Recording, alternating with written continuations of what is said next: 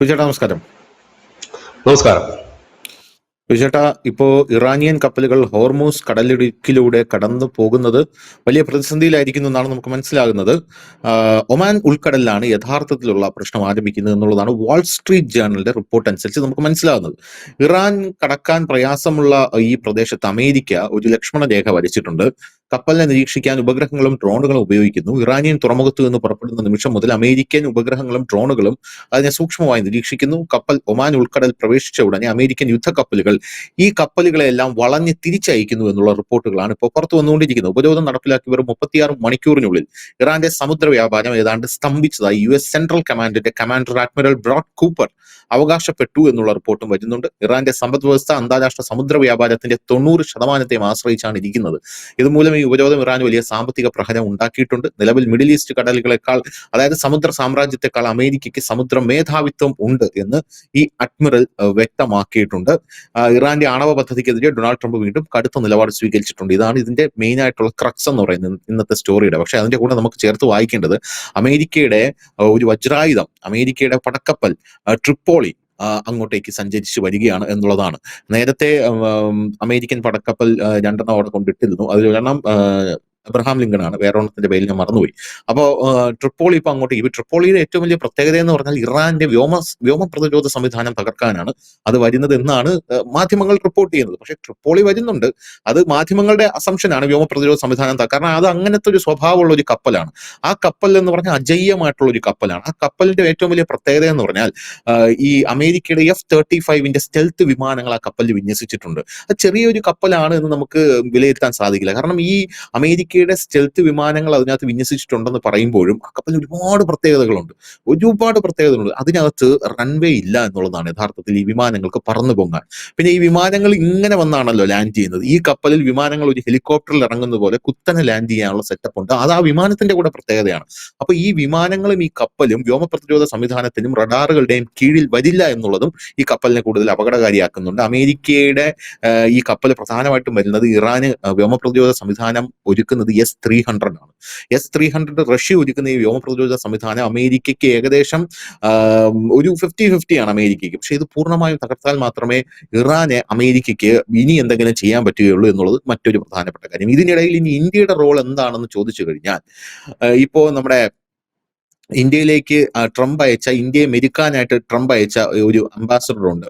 ആ അംബാസഡർ അദ്ദേഹം പറയുന്ന ഒരു പ്രധാനപ്പെട്ട കാര്യം എന്ന് പറയുന്നത്, സെർജിയോ ഗോർ, അദ്ദേഹം പറയുന്ന ഒരു പ്രധാനപ്പെട്ട കാര്യം, ഇന്ത്യ ഇറങ്ങിയാൽ, അതായത് പാകിസ്ഥാനും ഈജിപ്തും ഇപ്പം മധ്യസ്ഥതാ ശ്രമം നടത്തി, പക്ഷെ ഒന്നും നടന്നില്ല. ഇയാൾ പരസ്യമായിട്ട് പറയണം. പക്ഷെ ഇന്ത്യ ഇറങ്ങിയാൽ അത് അമേരിക്കയ്ക്ക് വലിയ ആശ്വാസമായിരിക്കും. അമേരിക്ക നിങ്ങളെ സ്വീകരിക്കാൻ വെമ്പി നിൽക്കുകയാണെന്നാണ് പറയുന്നത്. രണ്ടാമത്തെ കാര്യം, ഇപ്പൊ ഇന്ത്യ തിരിച്ചു ചോദിച്ചു, നമ്മൾ ഇറങ്ങിയിട്ട് ഇപ്പൊ എന്ത് ചെയ്യാനാണ്, അല്ല എന്ത് ചെയ്യണമെന്ന് നിങ്ങൾ തീരുമാനിച്ച് നിങ്ങൾ അങ്ങ് ഇറങ്ങിക്കോ എന്നാണ് സെർജിയോ ഗോർ ഇന്ത്യയോട് പറഞ്ഞിരിക്കുന്നത്. എന്ത് തോന്നുന്നു? അതിനകത്ത് ഒരു പോയിന്റ് ഉണ്ട്. ഞാനത് മുമ്പും പറഞ്ഞിരുന്നു. നമ്മുടെ ഈ ചർച്ചയിൽ ഉടനീളം നമ്മൾ എപ്പോഴും പറഞ്ഞു, ഇത് തീർക്കാൻ കെൽപ്പുള്ള ഒരു രാജ്യവും നേതാവും നരേന്ദ്രമോദിയും ഇന്ത്യയും മാത്രമാണ്. പക്ഷെ അതിനകത്ത് ഇടപെടുന്നതിന് ഒരുപാട് പരിമിതികളുണ്ട്. നമുക്ക് ഒരുപാട് പരിമിതികളുണ്ട്. അത് നമ്മൾ പറഞ്ഞു. കാരണം ഇറാൻ പലവട്ടം പറഞ്ഞിട്ടുണ്ട്. ഇത് അമേരിക്ക പറയുന്നതല്ല, ഇതിനു മുമ്പ് പലവട്ടം ഇറാൻ പറഞ്ഞിരുന്ന കാര്യമാണ്, ഇന്ത്യക്ക് മാത്രമേ ഇടപെടാൻ പറ്റൂ. കഴിഞ്ഞ ദിവസം അവരുടെ വിദേശകാര്യമന്ത്രി ഇത് തന്നെയാണ് പറഞ്ഞത്. കാരണം പിന്നെന്താ, ഈ 2 ശത്രുക്കളുമായിട്ട് നല്ല ബന്ധമുള്ള ഒരു രാജ്യമാണ്. പക്ഷെ ഇവിടുത്തെ ട്രംപ് ആണ് ഇന്ത്യയുടെ ഇതിനകത്ത് ഉള്ള കീറാമുട്ടി. പക്ഷെ ഇവിടെ ഇപ്പോൾ അമേരിക്ക പറയുന്ന ഈ പോയിന്റിന് ഒരു വലിയ പ്രാധാന്യമുണ്ട്. കാരണം ബ്രിക്സ് രാജ്യങ്ങളുടെ അധ്യക്ഷൻ ഇപ്പോൾ ഇന്ത്യയാണ് 2026. അപ്പൊ ബ്രിക്സിന് ഇതിൽ എന്തെങ്കിലും ചെയ്യാൻ കഴിയും എന്നുള്ളതാണ് അദ്ദേഹം ഉറ്റുനോക്കുന്ന കാര്യം. കാരണം ബ്രിക്സ് എന്ന് പറയുമ്പോൾ അതിനകത്ത് ചൈനയുണ്ട്, റഷ്യയുണ്ട്, 20ഓളം രാജ്യങ്ങളുണ്ട്. പ്രത്യേകിച്ച് ഈ മിഡിൽ ഈസ്റ്റിലുള്ള ഈ ഇറാന്, ഈജിപ്റ്റ്, ഇന്തോനേഷ്യ, ആഫ്രിക്കൻ രാജ്യം, ദക്ഷിണാഫ്രിക്കയുണ്ട്, ബ്രസീലുണ്ട്, അങ്ങനെ നീണ്ടു നിവർന്ന് കിടക്കുന്ന രാജ്യങ്ങളുണ്ട്. ഇവരെല്ലാം ഇതിന്റെ ഭാഗങ്ങളുമാണ്. ഈ യുദ്ധത്തിന്റെ നേരിട്ടും അല്ലാതെയുമൊക്കെ അതിന്റെ തിക്തഫലങ്ങൾ അനുഭവിക്കുന്നുണ്ട്. അപ്പൊ അതിന്റെ ഹെഡായിട്ടിരിക്കുന്നത് ഇപ്പൊ ഇന്ത്യയാണ്. അപ്പോൾ ഇന്ത്യ ഇറങ്ങുകയാണെങ്കിൽ അത്തരം രാജ്യങ്ങളെ പറഞ്ഞത് മനസ്സിലാക്കി ഇത് മുമ്പോട്ട് കൊണ്ടുപോകാൻ കഴിയും. ഒപ്പം തന്നെ മിഡിൽ ഈസ്റ്റ് ആയിട്ടും നല്ല ബന്ധമുള്ള ഒരു രാജ്യമാണ് ഇന്ത്യ. ഇറാനുമായി അത്യാവശ്യം നല്ല ബന്ധം ഉള്ള ഒരു രാജ്യമാണ് ഇന്ത്യ. ഇവിടെ ഇസ്രായേലുമായി നല്ല ബന്ധമുള്ള ഒരു രാജ്യമാണ്. പിന്നെ ആ ട്രംപ് ഇരിക്കുന്നു എന്നുള്ളത് കൊണ്ട് മാത്രമാണ് അങ്ങോട്ടേക്കും പോകാൻ നമുക്കൊരു മടി. കാരണം രാവിലെ പറയുന്നതല്ല പുള്ളി ഉച്ചയ്ക്ക് പറയുന്നത്. ഇന്നലെ പുള്ളി ജീസസ് ആയിരുന്നു, ഇന്ന് ഏത് ഭാവത്തിലാണെന്ന് അറിയില്ല. ഓരോ ദിവസവും ഓരോ ഭാവങ്ങളാണ് പുള്ളിക്കുള്ളത്. അപ്പം ഇങ്ങനെ ഇരിക്കുന്ന ഒരു മനുഷ്യന്റെ അടുത്ത് പോകാനുള്ള പാട്. ഇവിടെയാണ് അമേരിക്ക ഇപ്പോൾ ഇങ്ങനെ ഒരു നിർദ്ദേശം മുൻപോട്ട് വെച്ചിരിക്കുന്നത്. അതായത് നിങ്ങൾ ഇടപെടൂ, അതായത് പാകിസ്ഥാനിൽ വെച്ച് നടക്കുന്ന ചർച്ച എങ്ങും എത്തില്ല. കാരണം മുമ്പ് ഈ ചർച്ചകൾ ഏതെങ്കിലും രണ്ട് കക്ഷികൾ നടത്തിയാൽ മതിയായിരുന്നു. ഇറാനും അമേരിക്കയും മാത്രം നടത്തിയാൽ തീരാവുന്ന ഒരു യുദ്ധമായിരുന്നുവെങ്കിൽ ഇപ്പോൾ അമേരിക്കയും ഇറാനും മാത്രം വിചാരിച്ചാൽ ഈ യുദ്ധം തീരില്ല. നമ്മൾ കരുതും ഇസ്രായേലും സൗദിയും ഒക്കെ ഉണ്ടെന്ന്, അവരും ആരുമല്ല. ഇതിന്റെ ഒരു ഭാഗമായിട്ട് ചൈന നിൽക്കുന്നു, റഷ്യ നിൽക്കുന്നു, ഇവിടെ ന്യൂട്രൽ അടിച്ച് ഇന്ത്യ നിൽക്കുന്നു. ഈ മൂന്ന് വൻ ശക്തികളെ കവർ ചെയ്തുകൊണ്ട് ഈ യുദ്ധം അവസാനിപ്പിക്കാൻ കഴിയില്ല. അതൊരു യാഥാർത്ഥ്യമായിട്ടൊരു കാര്യമാണ്. നിലവിലത്തെ സാഹചര്യത്തിൽ റഷ്യയുമായിട്ട് ഒരു ചർച്ചയ്ക്ക് പോകാൻ അമേരിക്കയ്ക്കോ യൂറോപ്യൻ യൂണിയൻ രാജ്യങ്ങൾക്കോ മറ്റാർക്കും കഴിയില്ല. കാരണം നിലവിൽ അവർ ഉക്രൈനുമായ ഒരു യുദ്ധത്തിലാണ്. അതെങ്ങനെ തീർക്കുമെന്നുള്ള ചർച്ച നടന്നുകൊണ്ടിരിക്കുന്നതിനിടയ്ക്ക് തന്നെ അവരെ മധ്യസ്ഥ വെച്ചുകൊണ്ട് വേറൊരു യുദ്ധം തീർക്കാൻ കഴിയില്ലല്ലോ. ഇത് അങ്ങനത്തെ ഒരു അവസ്ഥയാണ്. ചൈനയും ഈ യുദ്ധത്തിൽ അടുപ്പിക്കാൻ കഴിയില്ല. കാരണം അതിനൊരു വിശ്വാസ്യതയില്ല, ഈ ടീമുകൾ അടുക്കില്ല. അപ്പോൾ പിന്നെ ആകെ വിശ്വാസത ഉള്ളത് ഈ ഇന്ത്യ എന്ന് പറയുന്നത്. അപ്പൊ ഇന്ത്യ ഇനി ഒരു ഫോർമുല വെക്കണമെങ്കിൽ എന്താകണം? ഇന്ത്യ വെക്കുന്ന ഒരു ഫോർമുല, ഒരു പക്ഷേ ഫൈനലൈസ്ഡ് ഫോർമുല വെക്കാൻ കഴിയുമെങ്കിൽ ഇന്ത്യ ഈ ബ്രിക്സ് രാജ്യങ്ങളുമായി കൂടിയാലോചിച്ച് റഷ്യയുടെയും ചൈനയുടെയും ബ്രസീലിന്റെയും ദക്ഷിണാഫ്രിക്കയുടെയും അടക്കം ഒരു തീരുമാനം എടുത്തുകൊണ്ട് ഇറാന്റെ പക്ഷം കേട്ടുകൊണ്ട് മിഡിൽ ഈസ്റ്റിന്റെ വിശ്വാസത്തിൽ എടുത്തുകൊണ്ട് ഒരു ഫോർമുല അമേരിക്കയ്ക്ക് മുമ്പിൽ അവതരിപ്പിക്കേണ്ടതായിട്ടുണ്ട്. അത് ചെറിയ പണിയൊന്നുമല്ല. കാരണം മിഡിൽ ഈസ്റ്റിൽ കിടക്കുന്ന രാജ്യങ്ങളുമായിട്ട് നമുക്ക് ബന്ധമുണ്ടെങ്കിലും അതൊക്കെ അമേരിക്ക ചേരി നിൽക്കുന്ന രാജ്യങ്ങളാണ്. പ്രത്യേകിച്ച് UAE മാത്രമേ ഉള്ളൂ നമ്മളുമായിട്ട് നല്ല ടേംസ് നിൽക്കുന്നത്. UAEയുടെ ഭരണാധികാരി ഇപ്പോൾ ചൈനയിലാണ്. അദ്ദേഹം അവിടെ ചർച്ച നടത്തുന്നു. അപ്പൊ ഇതിന്റെ ഇടയ്ക്ക് ചില ചർച്ചകൾ നടക്കുന്നുണ്ട്, ഇല്ല എന്ന് പറയുന്നില്ല. കാരണം ഇന്ത്യയും ഫ്രാൻസും തമ്മിൽ ഇന്നലെ ചർച്ച നടത്തിയിരുന്നു. അപ്പൊ ഫ്രാൻസ് അതിനകത്ത് ഉടൻ തന്നെ യുദ്ധം നിർത്തണം എന്നൊരു ആവശ്യം ഉന്നയിക്കുകയും ചെയ്തിരുന്നു. ഫ്രാൻസും ബ്രിട്ടനും കൂടെ ചേർന്നിട്ടൊരു നീക്കം നടത്തുന്നുണ്ട്. ചൈനയിലേക്ക് UAEയുടെ പ്രതിനിധി പോകുന്നുണ്ട്, ഇന്ത്യയിലേക്ക് അദ്ദേഹം വന്നിരുന്നു. ഇങ്ങനെ പോകുന്നു. ഒപ്പം തന്നെ റഷ്യയുമായി തന്നെ ഒരു കണക്ഷൻ പോകുന്നു.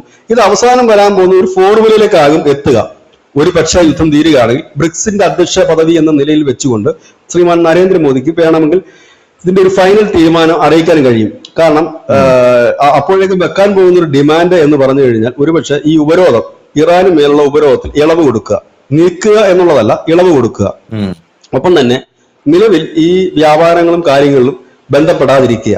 കാരണം എല്ലാവർക്കും ഇതിനകത്ത് പ്രധാനപ്പെട്ടത് വേണ്ടത്, ചൈനയ്ക്ക് വേണ്ടതും ഇന്ത്യക്ക് വേണ്ടതുമല്ല എണ്ണയാണ്, ഇറാന് വേണ്ടത് പൈസയാണ്. കാരണം ഇപ്പോൾ അവരുടെ സാമ്പത്തിക സ്ഥിതി ആകെ തകർന്നിരിക്കുകയാണ്, യുദ്ധക്കെടുതിയാണ്.